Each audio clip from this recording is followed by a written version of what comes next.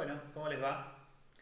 Este sería el segundo video correspondiente a la segunda clase de problemática filosófica de la UNR.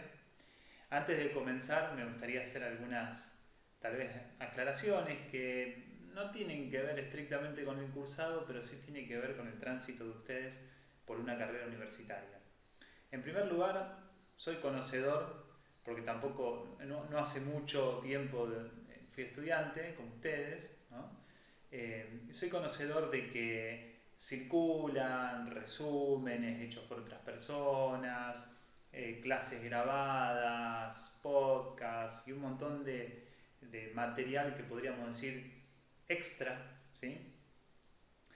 Que implica, digamos, me parece, varios problemas, ¿no? Problemas a distintos niveles. En primer lugar, uno podría decir, teniendo en cuenta lo que charlábamos la vez pasada respecto de la lectura analítica o de una lectura crítica en relación a los autores, uno podría cuestionar que se pueda construir, ¿no? Podríamos dudar bastante de que sea posible construir una postura crítica a partir de la lectura de otro, ¿sí? Porque fíjense que cuando uno lee un resumen, está leyendo lo que otro leyó de un texto. Entonces, me parece que es pertinente preguntarse, ¿no? ¿Qué lectura crítica, qué lectura analítica uno podría construir sirviéndose de resúmenes de otros, ¿no? Entonces, independientemente de esta observación, lo que quiero hacerle llegar es lo siguiente. Eh, digo, esto por un lado, ¿no? Es decir, sabiendo que existen esos recursos y de alguna manera poniéndolo en consonancia con lo que veníamos trabajando la vez pasada, ¿sí? Por otro lado, también entiendo de que hay mucha ansiedad por el comienzo de su carrera universitaria, de que también puede haber mucha angustia producto de la dificultad de los textos universitarios, ¿sí? Pero quiero ser reiterativo en esto. Tropiecen, ¿sí? Recaigan sobre sus dificultades, ¿bien? Digan, esto yo no lo pude entender, acá se me dificultó, planteen sus dudas, ¿sí? Acá nadie los va a juzgar por no haber entendido un texto. De hecho, me parece mucho más interesante cuando alguien dice, bueno, yo esto no lo entendí, o a qué apunta tal cosa, o cuál es la hipótesis de este texto, que lo pueda decir, ¿sí? Porque de alguna manera, digamos, me parece que tiene que ver con la posibilidad de construir primero una posición como estudiante, ¿sí? Una posición de lectura y de crítica de los textos como estudiante, para luego consolidar una posición profesional, ¿sí? Así que bueno, en realidad es por un lado alentarlos a que se metan y se embrollen con los textos fuentes, que son los textos de los autores, ¿sí? Y no se enrieden en resúmenes o lecturas ajenas, ¿sí? Apóyense en lo que la cátedra le ofrece de manera oficial. Bueno, yendo ahora a lo que de alguna manera nos compete respecto de esta segunda clase, y se trata específicamente del texto de Jean-Pierre Vernant, ¿sí? Sobre los orígenes del pensamiento griego. Podríamos decir que la pregunta fundamental de ese texto, ¿sí? la pregunta que de algún modo ordena todo el desarrollo de Vernant, por lo menos en el recorte que ustedes tienen, es la pregunta por el nacimiento o el surgimiento de la filosofía, ¿sí? Entonces, hay algo que yo ya adelantaba la vez pasada, ¿no? Para la clase introductoria, que tenía que ver con cierta alusión al lenguaje, ¿sí? Pero la hipótesis de Vernant es la siguiente. Lo que ha permitido, ¿sí?, el nacimiento o el surgimiento de la filosofía como práctica en el mundo griego ha sido el acontecimiento social, político e histórico del nacimiento de la polis, ¿sí? ¿Qué es la polis? Bueno, podríamos decir que la polis es una organización social, política y demográfica, ¿sí? ¿Por qué digo demográfica? Porque de alguna manera también repercute sobre la organización poblacional, ¿sí?, del mundo griego. Pero por supuesto, la polis tiene sus características propias en relación a la política, ¿sí? Entonces, a ver, rápidamente, ¿qué es lo que uno entiende por polis? Bueno, tradicionalmente se ha traducido por ciudad-estado, ¿bien? Ciudad-estado, y que además funcionaría en esta ciudad-estado el régimen de la democracia, ¿sí? Bueno, no sé si régimen sería la palabra más adecuada, podríamos decir la organización política de la democracia, ¿bien? Eso por un lado. Entonces, recapitulemos. La pregunta de Bernard es sobre el origen de la filosofía como práctica en el mundo griego, ¿bien? Y una de las hipótesis, o por lo menos la hipótesis principal para ubicar las condiciones de posibilidad, porque me parece que esto es importante que tengamos en cuenta, ¿sí?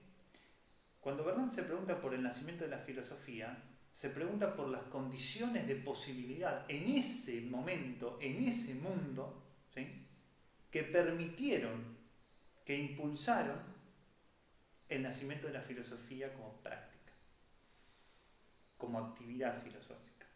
Bueno, Bernard maneja en el texto algunas, podríamos decir, algunas características, ¿sí?, de lo que de alguna manera constituiría la polis griega. Por un lado, hace un acento fundamental en el lenguaje, y esto ya lo habíamos anticipado la vez pasada, ¿sí? Para Bernard, el lenguaje es la herramienta de poder por excelencia en la práctica democrática dentro de la polis. Pero hay otra característica del funcionamiento de la democracia griega, y tiene que ver con la publicidad, ¿sí? ¿Qué quiere decir la publicidad? Bien, que las decisiones, por ejemplo, de la construcción de una ley, la sanción de una ley, o las decisiones que se tomaran en torno a determinadas problemáticas de la ciudad, eran públicas. Había un debate público sobre la sanción o no de una ley, o sobre la decisión respecto de cierto problema. Había debates públicos, ¿bien? Es decir, que todos podían asistir a esa instancia de debate y de discusión, que de alguna manera terminaba luego por resolverse, ¿sí? ¿Y cómo se resolvía? Bueno, justamente por lo que trabajamos la vez pasada, es decir, el uso de la argumentación, ¿sí?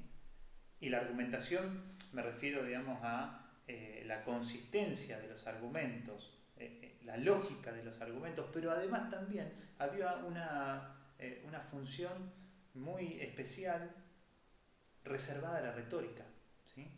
Es decir, a la persuasión en el... Decía que a los fines de la persuasión no solamente es importante el argumento, ¿sí?, su coherencia y su solidez, sino también la retórica, ¿sí? Había un lugar muy especial reservado a la retórica. ¿Y qué es la retórica? Bueno, se trata de el uso estético del lenguaje en términos de convencimiento, ¿sí? ¿Qué quiere decir el uso estético? Bueno, se trata, por un lado, por ejemplo, podríamos ubicar acá el uso de los tonos, la tonalidad, el aumento de la voz, la acentuación por el lado del volumen de la voz, o por qué no también, para subrayar algo, bajar la voz. Todo lo que tenga que ver con la oratoria y el uso de la palabra hablada está en relación con la retórica, ¿sí? Recuerden esto, no me quiero meter demasiado con la cuestión de la retórica, pero me parece que con que ustedes retengan la idea de que la retórica implica el uso estético del lenguaje con los fines del convencimiento, por el momento vamos a estar bien. Entonces, para Bernard, vamos a hacer un pequeño resumen hasta este punto, la polis griega tenía estas dos características, ¿sí? Por lo menos lo que resaltaba como característico del funcionamiento político en la polis era, por un lado, el lenguaje como herramienta de poder, ¿sí? Lo que hablábamos recién, la argumentación, el convencimiento, la retórica, pero también, y muy importante, la publicidad, ¿sí? Como todos los actos que terminaban con una decisión eran públicos. Esto quiere decir que todos podían asistir. De hecho, había un espacio especialmente reservado para este tipo de discusiones y para estas decisiones, y era el ágora, ¿sí? Lugar de la discusión. Bien, seguimos con Bernard. Habíamos planteado desde el inicio de la clase la siguiente cuestión. Lo que interroga al texto de Bernard es por el nacimiento de la filosofía. ¿Bien? Esa pregunta, de alguna manera, da lugar, ¿sí?, a la hipótesis de Bernard de que la polis, como acontecimiento histórico, social y político, ¿sí?, es lo que de alguna manera da lugar, ¿sí?, o genera las condiciones de posibilidad para el surgimiento de la filosofía. Ahora, la pregunta que insiste en este punto es, bueno, pero ¿cuáles fueron las condiciones de posibilidad para el surgimiento de la polis? ¿Bien?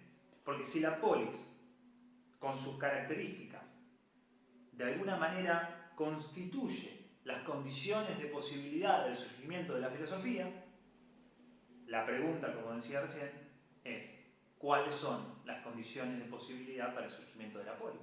¿Sí? Ténganlo presente. Quiero situar la siguiente cuestión. Hay algo que Bernard dice muy bien, ¿sí?, ya lo veníamos planteando, respecto de las características, ¿no?, de los rasgos de la polis que de algún modo aparecen como el más saliente, ¿sí?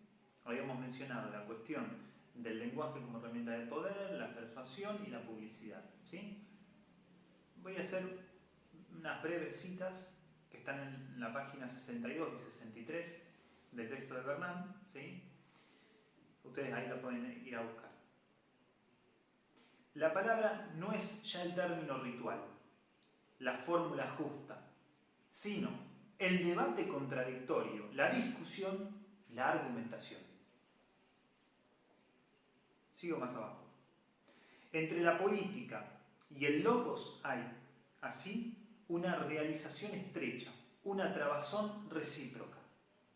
El arte político es, en lo esencial, un ejercicio de lenguaje. Y el logos, en su origen, adquiere conciencia de sí mismo, de sus reglas, de su eficacia, a través de su función política.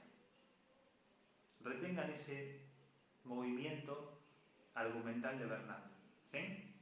La política, el arte político es un ejercicio de lenguaje. Y por lo tanto la racionalidad en el lenguaje, la argumentación en el lenguaje. Y al mismo tiempo, el logos, esa racionalidad puesta en el ejercicio del lenguaje, ¿sí?, de alguna manera adquiere conciencia, dice Bernard, en la función política, ¿sí? Es decir, se sostienen mutuamente. Decíamos, como segundo rasgo aparece la cuestión de la publicidad, ¿sí?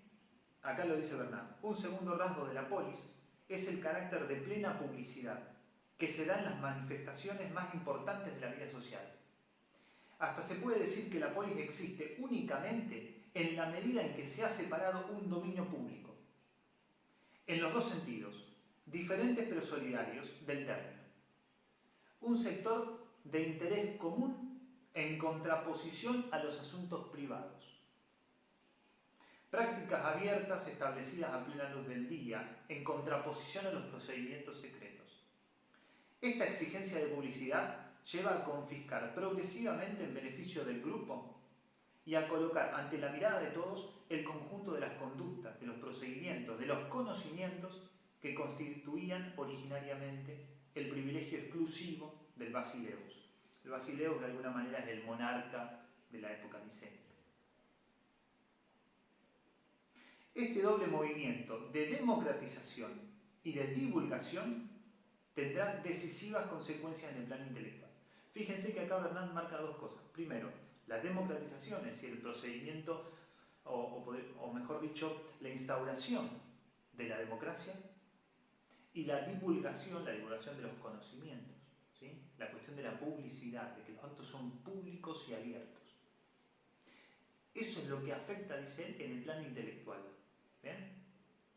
Todo eso en el plano político afecta en el plano intelectual. Por lo tanto, digamos, nutre a las condiciones de posibilidad del surgimiento de la filosofía. Vamos a tomar algo que encontré en otro texto que ustedes tienen en el programa, en la bibliografía ampliatoria, ¿sí? Es de Pablo Lamanna, Historia de la filosofía, el pensamiento antiguo.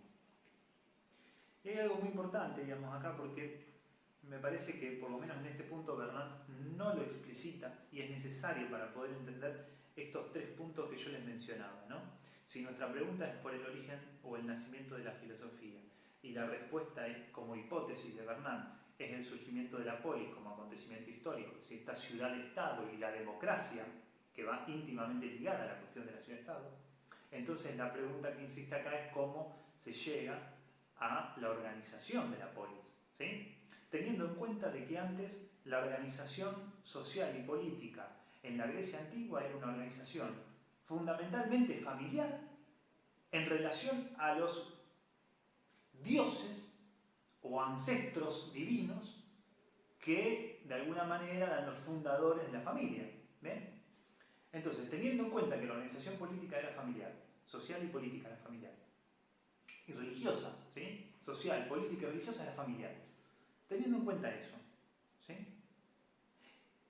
Y teniendo en cuenta que existía la figura del rey sacerdote, ténganlo en cuenta. ¿Cómo es que aparece la polis? ¿Sí? Vamos por partes. Voy a leerles un fragmento de Lamanna. Dice: el culto de los muertos, es decir, la adoración del alma del antepasado fundador del grupo social, es la forma de religión que respondía a esta exigencia.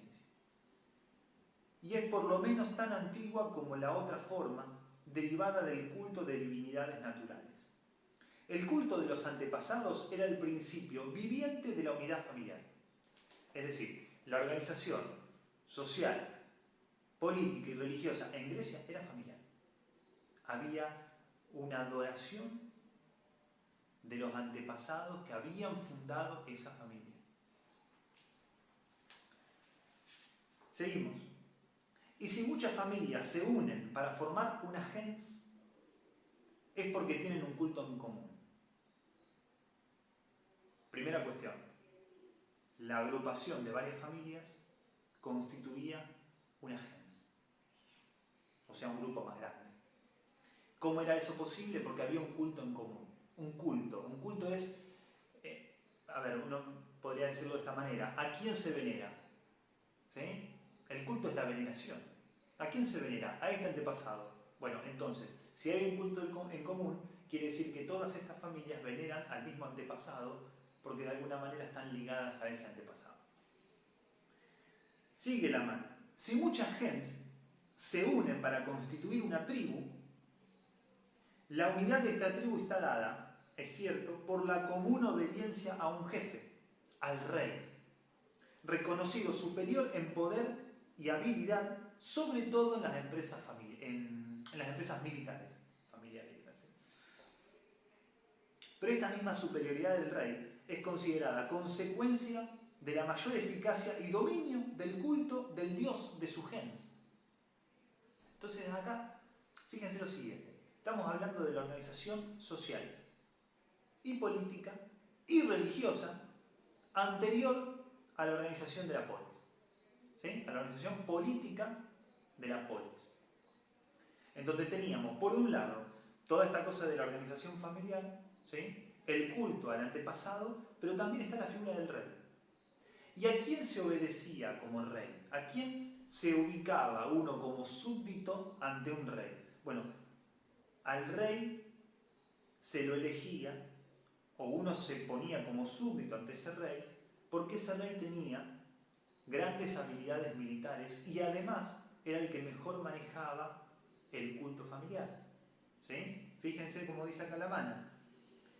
Esta misma superioridad del rey es considerada consecuencia de la mayor eficacia y dominio del culto del dios de su gens. y además, ¿sí?, decíamos las habilidades militares. Dos cuestiones a tener en cuenta: lo militar y lo religioso.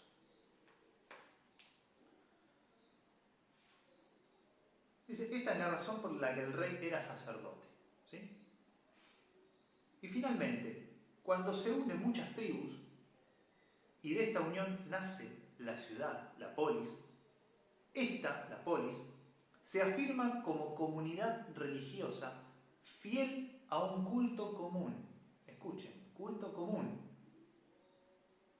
Por encima de los cultos particulares de cada tribu, dirigido a un Dios que ya no es más una divinidad familiar, sino una divinidad cívica, cuya morada no es más el hogar doméstico, sino el templo. Y de su participación en el culto de la ciudad derivan todos los derechos civiles y políticos del ciudadano. En el respeto de ese culto está la raíz de todos sus deberes. Luchar y morir por la propia ciudad es también luchar y morir por la propia religión.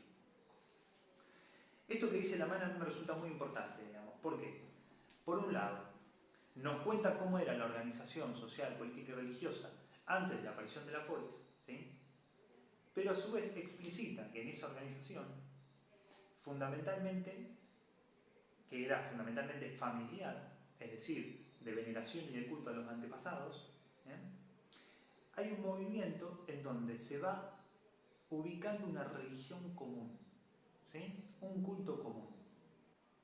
Entonces, siguiendo en este punto a Laman, hay una transformación muy paulatina, un movimiento de pasaje del culto y la veneración, del culto familiar y la veneración a los antepasados, a un culto común, bajo un Dios. Ese culto, que era el culto de la ciudad, veneraba a un solo Dios, que era el Dios de la ciudad. ¿Sí? Esto es muy importante que uno lo retenga, porque de alguna manera marca uno de los movimientos, ¿sí?, una de las condiciones que dio lugar al surgimiento de la polis.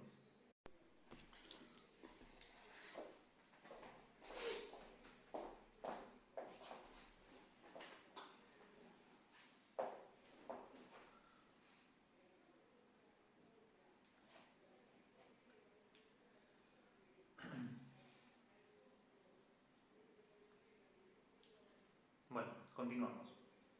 Habíamos visto, respecto de estos fragmentos en Laman, ¿sí?, que se puede pescar en el aspecto de la religión, o por lo menos del culto, una transformación del culto familiar a un culto común, a un culto de la ciudad, respecto de un solo Dios, ¿sí?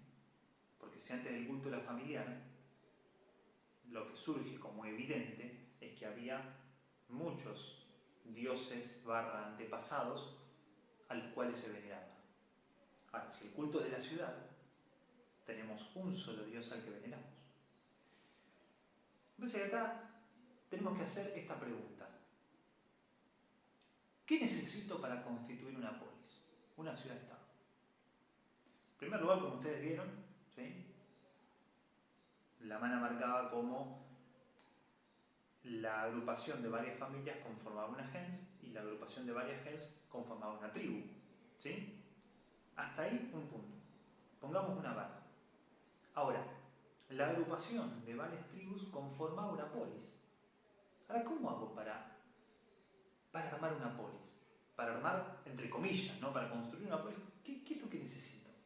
En primer lugar, población, una buena cantidad de población. Lo conseguimos de esa manera. Ahora, ¿cómo hacemos para que todas estas personas, todas estas familias, ¿sí?, de alguna manera privilegien el culto de la ciudad, el culto a un solo Dios, en detrimento del culto familiar? ¿Cómo lo logramos? En primer lugar, y acá voy a tomar a Bernal de nuevo, la publicidad, ¿sí? Es decir, se empiezan a hacer públicos el conocimiento de los rituales religiosos, ¿sí? La construcción de un templo público, eso facilita el pasaje, ¿sí?, al culto público. Pero ¿qué es lo que le da al culto público? ¿Qué beneficio nos da un culto público a la hora de construir una polis? Bueno, porque la polis está fundada sobre la idea de la isonomía, es decir, que todos los miembros de la ciudad son iguales, ¿sí?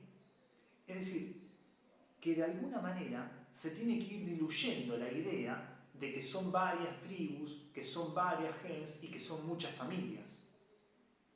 Tenemos que ir construyendo la idea de que toda la población de la ciudad, de que cada individuo de la ciudad es parte, ¿sí?, de esa ciudad y que todos son iguales. De ahí vienen los términos de isonomía. ¿Bien? Ahora bien, estamos de alguna manera planteando que la construcción de un culto común favorece a la idea de la isonomía, es decir, a la idea de los hombres como iguales, ¿sí?, y por lo tanto a los hombres como iguales pertenecientes a una misma ciudad, ¿sí? Favorece esa idea que es necesaria justamente para la constitución de una polis. Ahora, en el proceso de constitución de la polis, una de las figuras que desaparece es la figura del rey. Ese rey sacerdote al cual, digamos, uno se sometía como súbdito, porque ese rey sacerdote era un experto en habilidades militares y además en el manejo del culto de la familia. La figura del rey va desapareciendo y comienza a aparecer la figura del soberano, que si bien tiene funciones, vamos a decir así, ejecutivas como las que tenía el rey, está limitado su poder por el Senado. ¿Bien? Es decir, de ese cuerpo de ciudadanos que tiene como función, además, la redacción de las leyes. Y retengan esto, las leyes que se redactaban para toda la ciudad eran publicitadas, es decir, que se daban a conocimiento público para que todos tengan justamente conocimiento de las leyes. Ahora, ¿cómo es que se debilita el poder del rey y ese poder queda en manos de un grupo enorme de personas, ¿sí?, que al mismo tiempo podía decidir sobre la redacción de las leyes o tomar decisiones respecto de algunos otros problemas de la ciudad? ¿Cómo es que se le quita poder al rey? ¿Sí? Que además no nos olvidemos que estos reyes pertenecían a las familias aristócratas de Grecia, ¿sí?, familias que tenían mucho poder económico, familias que tenían animales, caballos, ¿sí? El caballo era muy importante porque era un animal que uno utilizaba en la guerra, ¿sí? Y acá nos estamos metiendo justamente en uno de los puntos más importantes, que es la cuestión de las guerras. Más o menos en el año 490 a.C., ¿sí?, estamos hablando de las guerras persas, ¿sí? Los persas comienzan a invadir Grecia porque Grecia se había constituido de alguna manera en una ciudad con auge comercial, ¿sí? De hecho, y esto es un punto muy importante, el apogeo comercial de Grecia facilita el intercambio con muchos otros pueblos, ¿sí?, los fenicios, los egipcios, y ese poderío económico es lo que de alguna manera lo vuelve tentadora, ¿sí?, la vuelve tentadora para la invasión de los persas.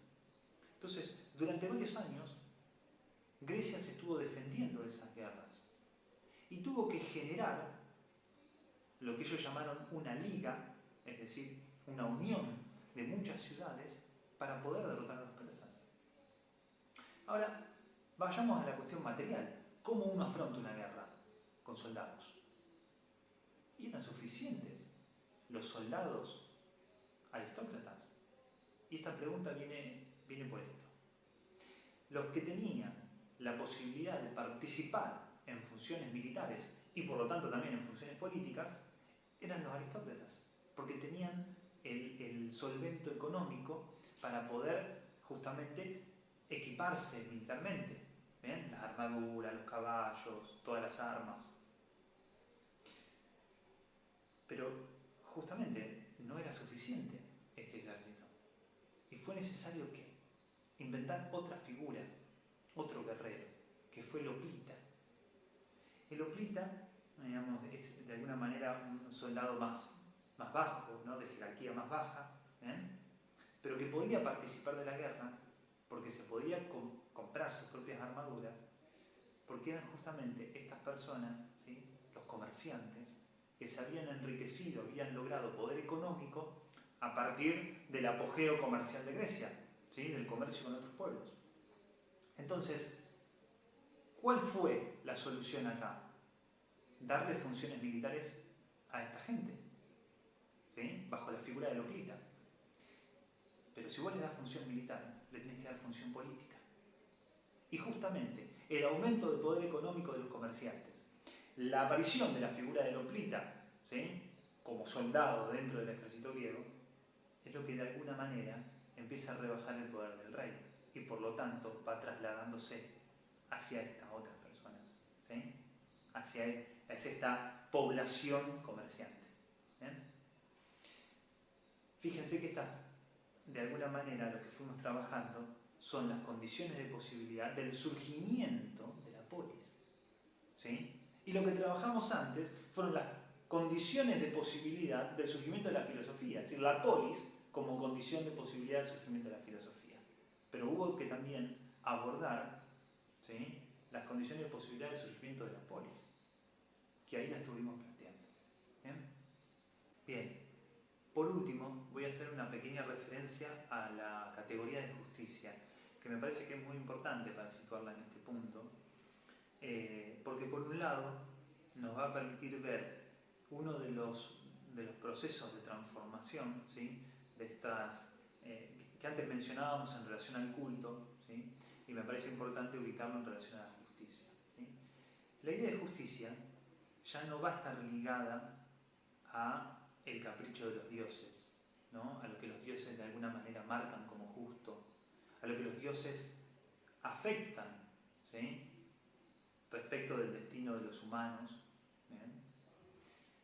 Sino que la justicia va a estar ligada pura y exclusivamente en el funcionamiento político de la polis a la ley, ¿bien? A la noción de ley, a esa ley que fue redactada en el ejercicio público, abierto y por tanto democrático de la polis, y esa ley que fue redactada por todos y que ahora obliga a todos. Por tanto, lo justo, ¿sí? Es el respeto por la ley. Fíjense que esto es muy importante retenerlo. Porque si antes la justicia estaba ligada a lo que los dioses decían, a la justicia de los dioses, al dictado de los dioses, ahora la ley, ¿sí? Es justamente lo que marca el criterio, valga la redundancia, y perdón, de lo justo y de lo injusto. La Mana ubica algo muy interesante respecto de esto, y es la diferencia entre los dioses homéricos y los dioses de la teogonía en Hesíodo. Y que si bien Homero y Hesíodo vivieron más o menos en la misma época, los podemos ubicar en el mismo siglo, la Mana ubica ahí una diferencia fundamental, ¿no? Y es que los dioses homéricos eran dioses caprichosos, eran dioses como cualquier persona, ¿sí? Como cualquier humano, pero con muchísimo más poder, ¿no? Con exaltados todos los rasgos, ¿no? De los humanos, sumándole los poderes de poder, valga la redundancia otra vez, ¿no? Los poderes de afectar algunos elementos de la naturaleza, ¿no? Tomemos a Zeus, tenemos el elemento del rayo y las tormentas. Ahora, en Hesíodo, Zeus de algún modo aparece, ¿sí? En la organización jerárquica de los dioses como el dios de los dioses y por tanto el garante de la justicia, ¿no? Entonces, este comentario me parece muy importante para ubicar cómo ya la justicia no es el capricho de los dioses, sino la justicia es algo que está reservada, como decíamos antes, al criterio de la ley, de la legalidad.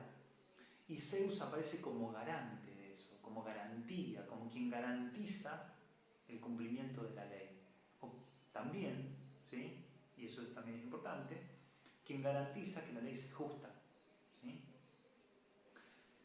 No deja de haber una confluencia de la alusión y la remitencia a los dioses en todo este periodo, digamos, del surgimiento de la polis. Pero bueno, eso tal vez sea algo para trabajar en clase de consulta o más adelante. Creo que se me ha hecho demasiado extenso, espero no haberlos confundido, ¿sí? Por otro lado, quería decirles, esto ya habiendo terminado la clase, que estábamos pensando con Luciano Mantovani, que es ayudante alumno de problemática filosófica de la materia y específicamente en esta comisión, estábamos pensando en poder dar las clases, ¿sí? Las clases prácticas, dentro de una plataforma de transmisión en vivo. Podría ser Facebook, podría ser YouTube.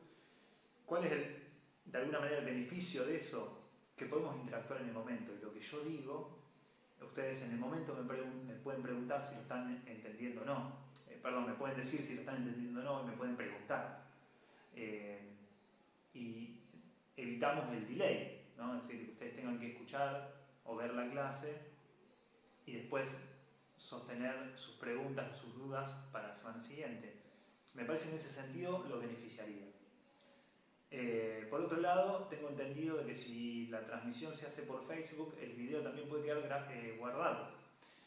De modo que el beneficio que sería tenerlo en YouTube, que es que ustedes lo pueden revisar varias veces, lo pueden ver varias veces, también lo tendríamos en caso de que hiciéramos una transmisión por Facebook y luego quedara guardado. Por lo tanto, también se podría volver a consultar. En este punto les dejo la posibilidad a ustedes. A mí realmente me resultaría mucho más interesante poder trabajar por una transmisión en vivo, porque puedo tantear, digamos, si ustedes van siguiendo o no mis ideas, o si yo lo estoy diciendo de una manera que a ustedes les resulte entendible, ¿bien? Y como justamente estamos en una situación que no nos permite el encuentro presencial, me gustaría acercarme de la mejor manera y sostener el diálogo dentro de las posibilidades, y creo que tal vez una transmisión en vivo nos va a permitir eso. Así que bueno, espero justamente sus comentarios al respecto, recepciono sus dudas y conversamos el lunes a las 14. Hasta luego.